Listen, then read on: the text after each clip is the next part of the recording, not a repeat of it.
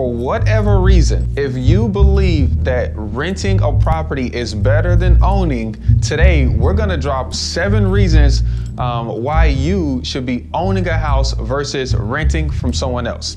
Let's talk about it.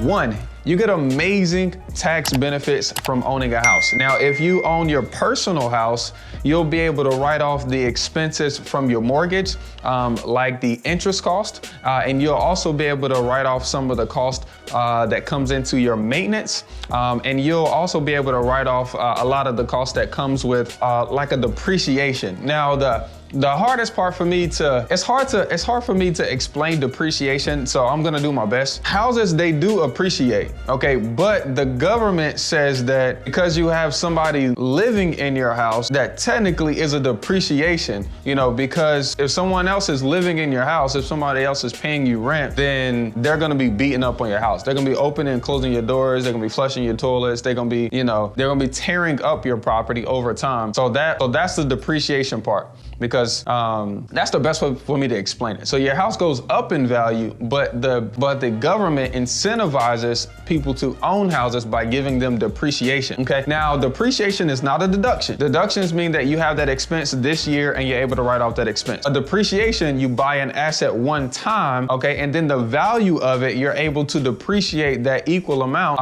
over 27 years, okay? So think about it. You buy something this year, and then for the next 27 years, you can use that same depreciation on your taxes every year. All right, that's super powerful, because once again, a deduction, you know, you dry clean your suits, you can only use that dry cleaning for this year. But depreciation, you do it one time, you get to use it for 27 years. That's super dope. Number 2 is appreciation, okay? Now, appreciation beats cash flow, in my opinion. Like, especially when you're in like an uptrending market, okay? Appreciation is simply the difference between what you purchased it for and then what you can sell it for in the future. Now, here in America, we have like a consistent amount of inflation. Like, inflation is meant for everyone to make profit. That's essentially why we have inflation, okay? Now, we definitely have to manage the inflation that we have in the States, but inflation is meant for us to be able to have a product this year and next year be able to sell that product for more. That very, very simple.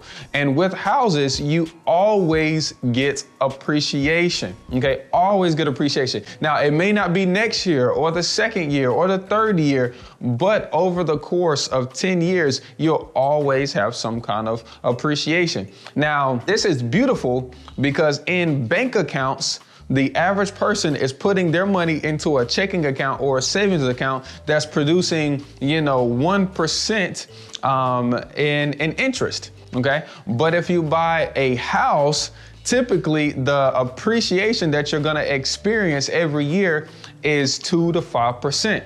So if you buy a $200,000 house, next year, on average, you should be able to sell that property for 5% more.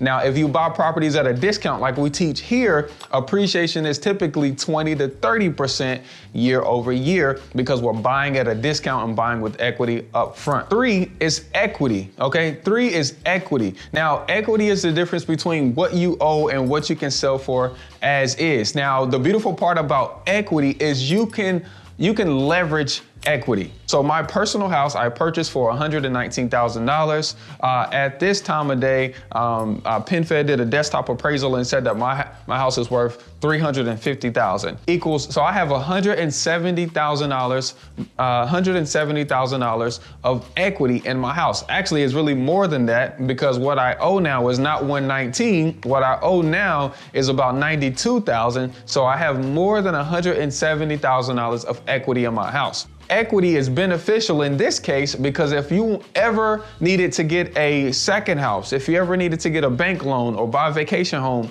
or get a boat or anything else in life, you can show this equity on your balance sheet, on your personal financial statement, and the banks will consider this equity as a net worth. okay, as a net worth. So net worth is not based off of the income that you make. Net worth is based off of the assets that you own that you can collateralize.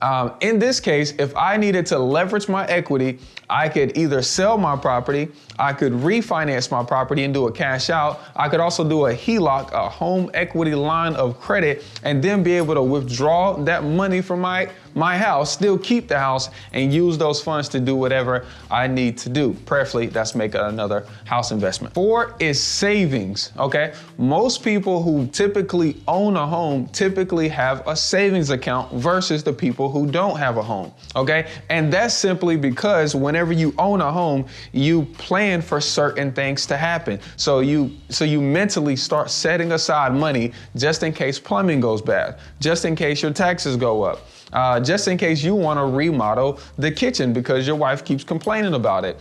So, just because you own a home, you start to change your mentality about money and start collecting a savings. Versus when you're renting a property and something goes wrong at the property, you don't think, how can I save more for this particular event? You think, let me call somebody, let me call the landlord so he can fix this and it's not my problem. And that way you can keep your $0 cost, check to check, paycheck lifestyle. I'm sorry, but that's just what it is. Owning a home can also provide you predictability, okay?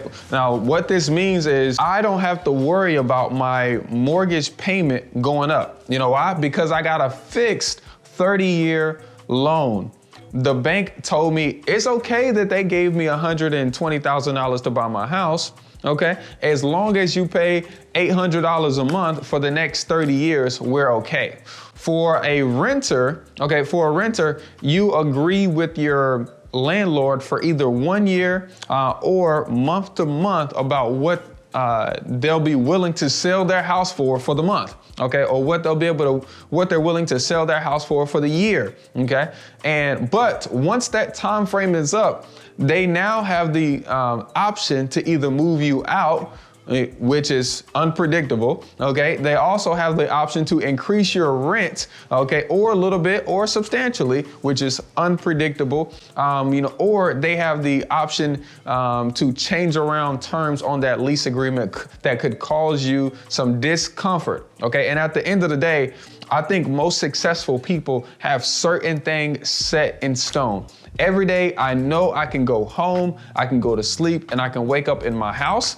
But if for whatever reason that is interrupted merely on a 15-day notice or a 30-day notice, that is gonna cause some distraction for me getting to my goals that I'm here to accomplish this year. Now, number 6 is freedom, okay? I have the freedom to do whatever I want to any of my houses, okay? If I wanna add a bathroom, I can add a bathroom, okay? If I wanna have family over, I can. If I wanna create an extra stream of income, I can turn it into an Airbnb or rent it out.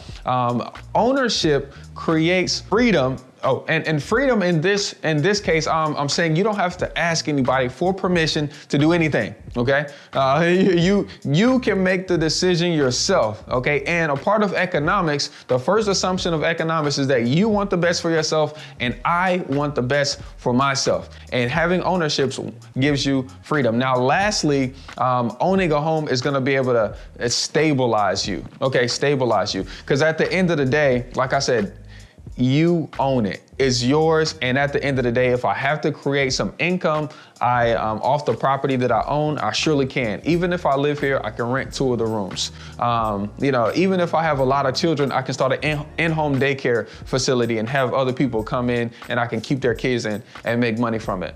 If I want to start a body shop, where I'm working on cars, I got a big backyard. I can put a shop back there. And at the end of the day, home ownership is for you. But I personally do believe you have to know how to find a property, and then you also have to know how to fund the property. And that's what we're going to talk about on our next video. See you guys right there.